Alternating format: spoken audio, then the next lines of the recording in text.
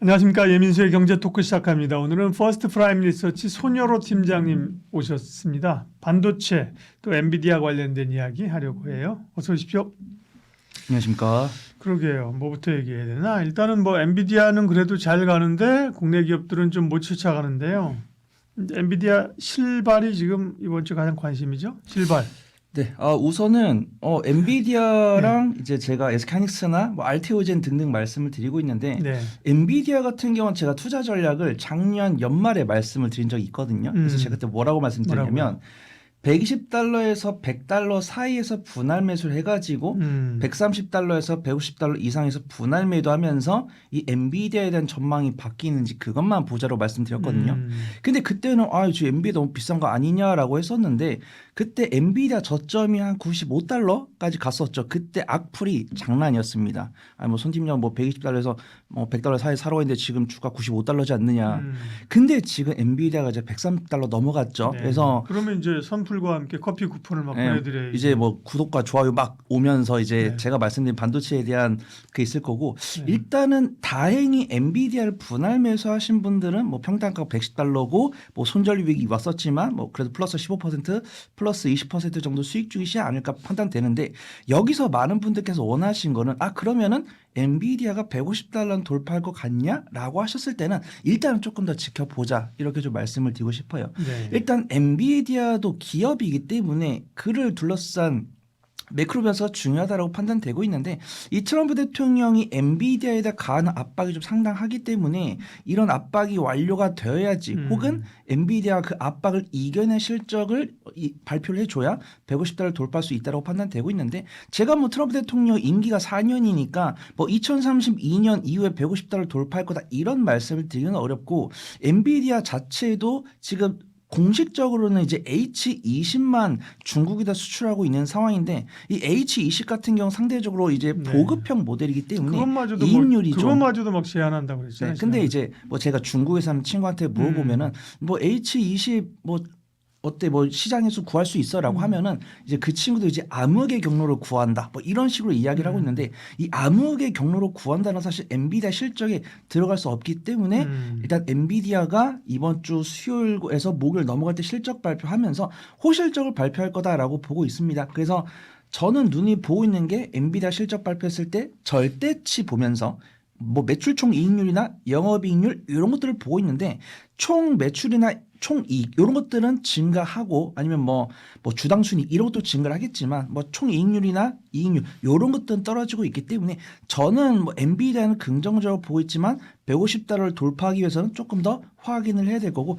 제가 말씀드렸던 그 밴드 라인 내에서 분할 매도 하시면은 엔비디아는 좋을 것 같다. 그렇게 좀 말씀을 드리도록 하겠습니다. 말씀하신 그 우려를 불식시키려면 AI 칩에 대한 수요가 여전히 높다. 예전처럼 주문하면 뭐 몇 개월을 기다려야 된다. 몇 개월이 아니다. 그 당시에 뭐 주문하면 뭐 10개월, 1년 기다린다. 그랬잖아요. 그죠? 네네. 지금 딥시크 이후에 그런 변화들. 그다음에 그 주요 빅텍들이 데이터 센터 뭐 좀 일부 취소하고 그랬잖아요. 네네. 그런 그 소위 AI에 대한 수요는 여전히 견조합니까? 아니면 전보다는 좀 줄어든 건가요?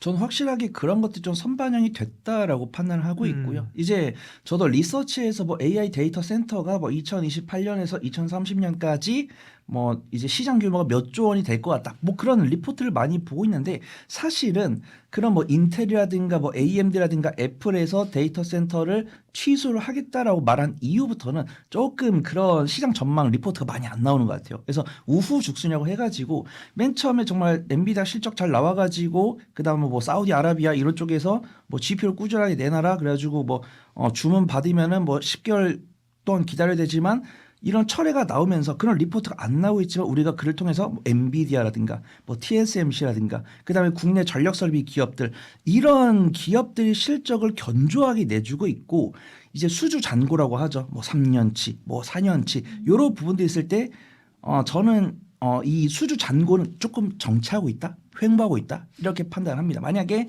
글로벌 리서치에서 리포트가 나와서 수주잔고가 원래 3년이었는데 뭐 지금 뭐 수주잔고가 4년 정도 있다. 그럼 저는 강력하게 매수 의견을 말씀드리겠지만 일단 리서치 빈도도 조금 줄고 있고 수주잔고도 3년치에서 좀 제자리를 하고 있으니까 숨고르기를 하고 있다고 판단되고 있고 네. 이 반도체 기업들은 실적이 잘 나오는 종목들 위주로 밸류에이션을 해가지고 저렴하다라고 평가될 때 그때 분할 매수해가지고 단기 박스권 부근에서 분할 매도하면서 이제 박스 고점 돌파해서 추가 상승 나오는지 그 부분만 체크해 보시면 좋을 것 같습니다.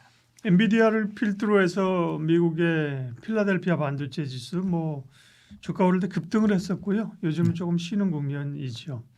트럼프 관세는 반도체는 어떻게 되는 거예요? 뭐 아이폰 갤럭시 관세 부과한다고 하니까 삼성까지 영향을 좀 받았는데 네. 이것도 그 안에 반도체가 들어가니까 그죠? 영향은 있는데 반도체 산업 전체에 대한 뭐 규제나 뭐 이런 건 또 아니잖아요.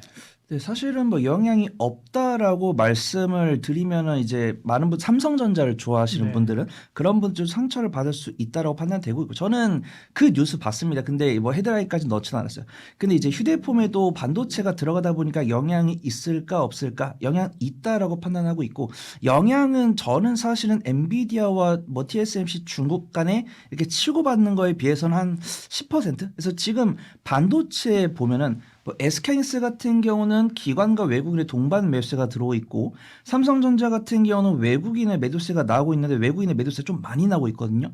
근데 기관 같은 경우는 매수를 하고 있습니다. 근데 지금 보면은 우리가 모바일 저는 뭐 물론 반도체를 말씀드리려고 하지만 모바일 판매 동향도 보는데 분명히 보면 삼성전자의 뭐 스마트폰이 뭐 200만 대 팔렸다, 뭐 사전 예약 불티나게 팔렸다. 그래서 가만 보니까 판매 대수는 증가하고 있더라고요.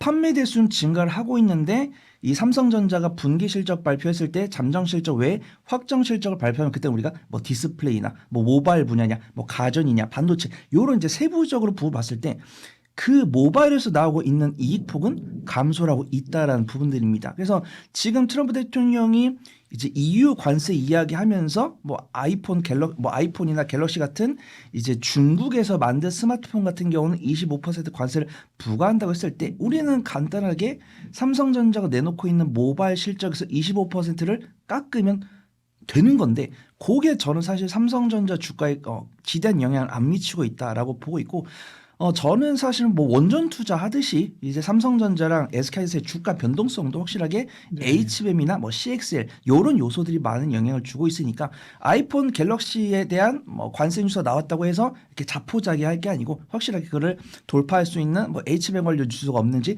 그쪽을 위주로 좀 찾아보시는 게 좋을 것 같습니다. 네. 그러면 이제 삼성전자와 SK하이닉스 국내 반도체 업체 얘기하겠습니다. 삼성전자는 이제 엔비디아로 HBM 납품할 거다 안 할 거다 뭐 양치기 소년이 이제 다 은퇴했는지 그런 얘기조차도 안 합니다 이제 그죠? 얘기 안 나옵니다. 그래서 네. 일단은 현재 시장이 나온 뉴스로는 네. HBM3 8단까지는 납품을 했다라고 나오고 있는데 우리가 중요한 건 뭐 HBM3E 그다음에 뭐 HBM3도 뭐 8단 넘어서 12단, 16단이 아직 네. 그런 이야기는 없고 지금 미국에서 중국으로 수출을 하고 있는 이제 보급형 모델인 H20 같은 경우는 삼성전자 HBM이 쓰이고 있다라고 보고 있고 그래서 이런 H20을 트럼프 대통령이 중국에다 수출하지 말라고 했으니까 수출할 수 있는 조금 더 높은 상의 보급형 모델을 한다고 했을 때 삼성전자 HBM을 쓸 것으로 많은 분들께서는 이야기를 하고 계세요. 근데 지금 우리가 삼성전자 SK하이닉스의 최근 1년간 실적을 봤을 때 삼성전자의 이 반도체 분야에서도 HBM3가 판매되고 있는 것을 확인할 수가 있고 SK하이닉스 같은 경우는 지금 이익률이 거의 30%, 28%, 32%다 넘어가고 있는데 그런 부분들은 이제 HBM3E, HBM4에서 실적이 나오고 있다라고 평가를 하고 있고 삼성전자 같은 경우는 그래도 이익률이 8%가량 나왔었는데 그 영향은 좀 삼성전자 HBM이 아닌가 그렇게 판단됩니다. 근데 저는 삼성전자가 HBM3E 12단, 16단을 엔비디아에 납품을 못하더라도 삼성전자가 엔비디아에 HBM3 8단 납품하고 있는 게 어디야? 저는 그래도 사겠습니다 라고 하시는 분들께는 말려드리지 않아요. 근데 지금 지금 영상을 시청하시는 분들이 보유를 해서 뭐 석 달, 6개월 보유하고 수익 내려고 하신 분도 아니잖아요. 네. 그래서 저 같은 경우는 삼성전자가 HBM3 8단을 엔비디아에서 만들고 있는 저가형 모델 H20에 납품한다는 것 알아요. 알고 있는데 그걸 우리가 알고 있는데 외국인가 기관이 사냐라는 것이죠. 안 산다는 거죠. 그러면 외국인가 기관은 HL3 8단 그 이상의 통과를 보고 있다라고 좀 보고 있고 삼성전자 같은 경우는 저는 투자 전략을 한 작년 8월쯤에 바꾼 것 같은데 여전히 좀 아쉽습니다. 저는 삼성전자나 SK하이닉스를 보는 게 맞다라고 판단되고 있고 SK하이닉스는 호재가 너무 많은 것 같습니다. 네. 그러게요. SK 하이닉스는 근데 SK 하이닉스도 사실 주가가 탄력이 간 건 아니죠. 엔비디아 맞습니다. 회복하는 것만큼 못 갔거든요.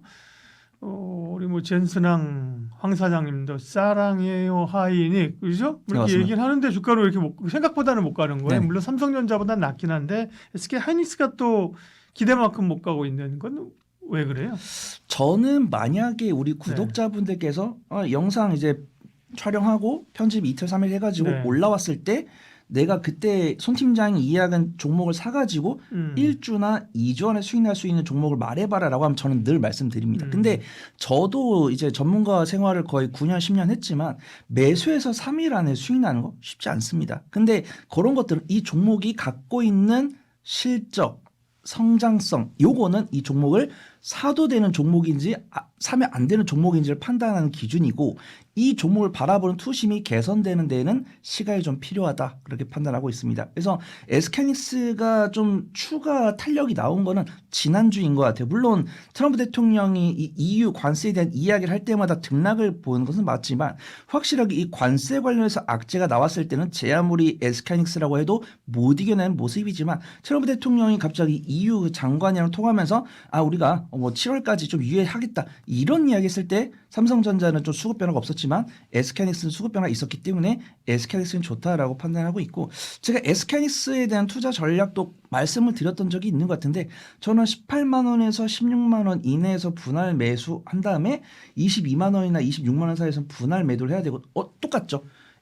제가 예전에 엔비디아랑 SK하이닉스 네. 차트 말씀드렸는데 엔비디아랑 SK하이닉스가 차트 모양이 비슷하고 마이크론이랑 삼성전자가 차트 모양이 비슷하다 이렇게 말씀드렸습니다. 근데 탄력은 엔비디아가 크죠. 근데 상식적으로 이해 안 됩니다. 시가총액이 큰 종목이 작은 종목보다 변동성이 작아야 되는데 변동성이 크다라는 것은 그만큼 투자분들께서 대장에 관심을 갖고 있다라고 좀 평가를 하고 있고 미국 시장을 투자하신 분은 당연히 엔비디아 사셔야 되고 중국 시장이나 뭐 이제 뉴욕 나스닥 시장을 투자하신 분들은 TSMC 하셔야 되고 만약에 내가 국내 시장을 투자를 하고 있다라고 하면 당연히 SK하이닉스를 해야 됩니다. 그래서 우리 박사님께서 말씀하신 것처럼 여기 뉴스 보면 이제 GPU에다 이제 I love SK하이닉스 이렇게 써진 것도 있고 그런 것들을 하여서 엔비디아 같은 경우는 SK하이닉스를 살 수밖에 없다라고 보고 있고 지금 뉴스 보면은 마이크론 당연히 H100 만들 능력이 안 되고 삼성전자도 안 되고 SK하이닉스가 이제 HM4 만들었고 HM4E 같은 경우는 올해 하반기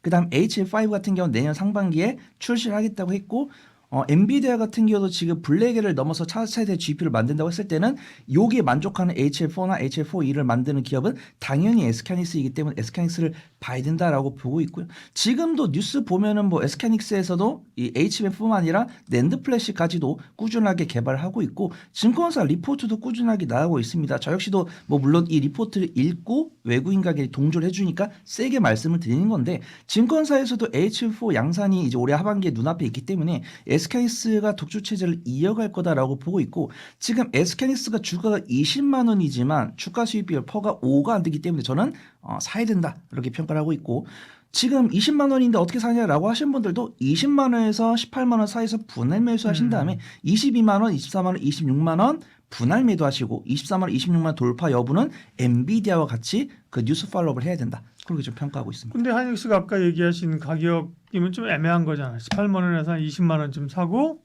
그 위에서 20에서 22에 팔아야 되는데 지금 20만 원이니까 좀 애매한데? 근데 이제 기술적 분석을 했을 때 제가 뭐 엔비디아 투자 확실하게 알테오젠이 임팩트가 컸는지 알테오젠에서는 막 악플이 있었거든요.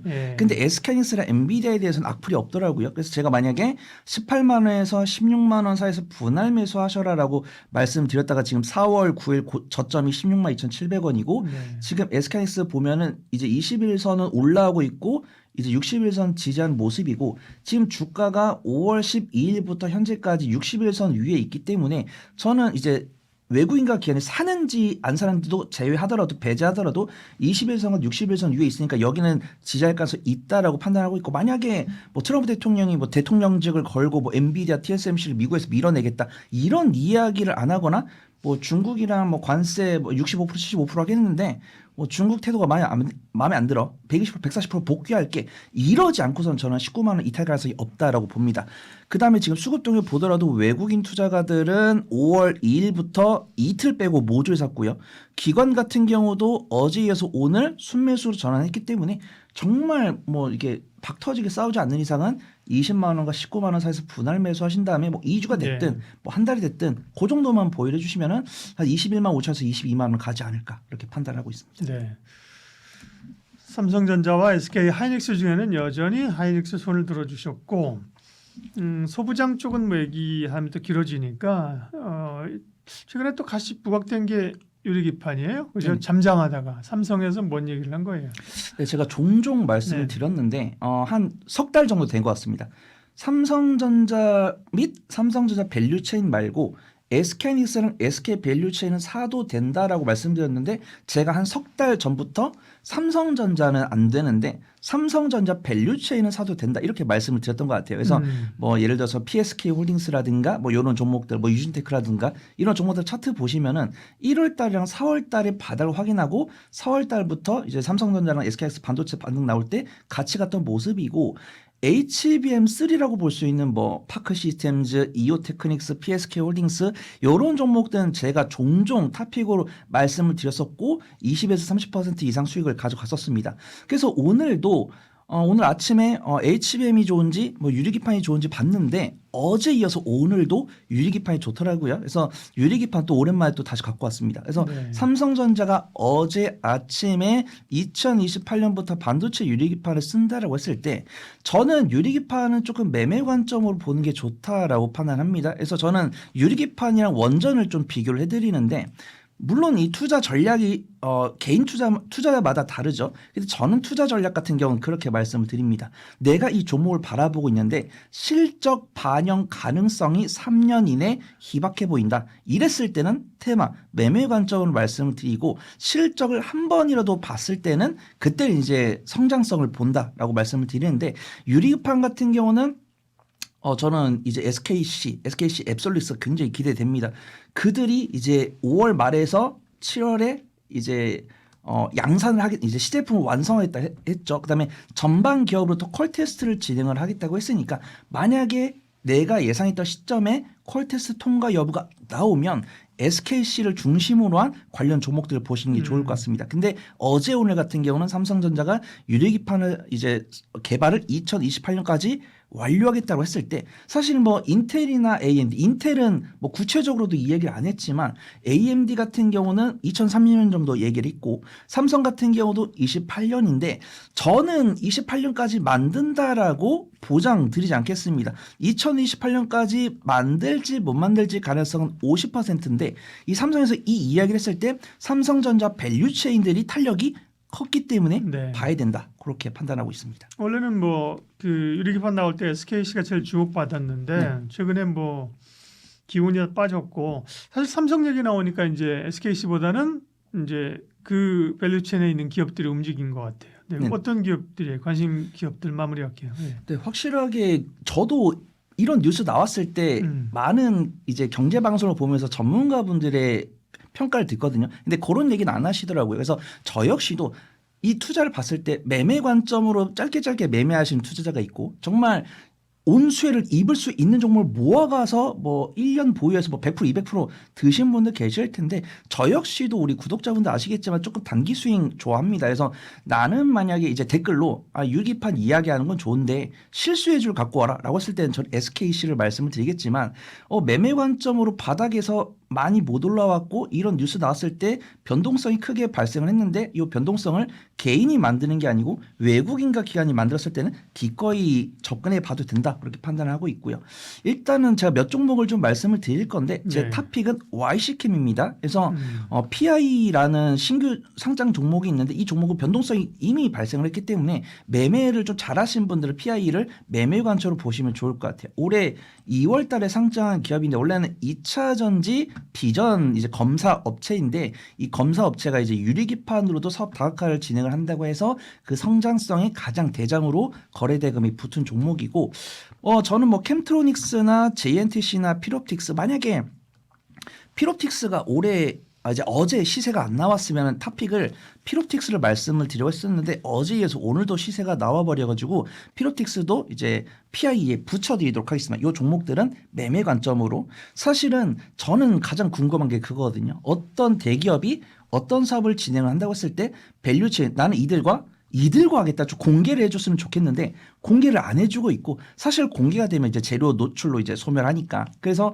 보면은 이 SKC랑 삼성전기가 유리기판을 만든다고 했을 때 삼성전기 밸류체인 삼성전기 뭐 삼성 SDI 네. 삼성 디스플레이의 밸류체인이 뭐가 있을까라고 했을 때 언급되는 종목들이 이 종목들입니다. 캠트로닉스, 필옵틱스, JNTC, YC캠 이런 기업들인데 이 종목들은 반도체 소재나 2차 전지 소재를 납품을 하고 있고 이들 자체도 유리기판에 필요한 소재를 만들겠다라고 이야기를 했기 때문에 그 수급이 들어오고 있어요. 근데 저는 그 중에서도 가장 저점에 있으면서도 어제 이어서 외국인과 기관 수급이 갑자기 바뀐 종목은 YC캠이다라고 판단하고 있고 매매를 잘하신 분들은 PI나 필옵틱스 유심히 보셔도 좋을 것 같다. 그렇게 좀 말씀드려보도록 하겠습니다. 네, 반도체에다가 유리기판까지 이야기 함께했어요. 손여로 팀장님 도움 말씀 주셨습니다. 악플 말고 선플, 선플 말고 쿠폰 이런 거 없나? 분위기 고맙습니다. 네. 감사합니다.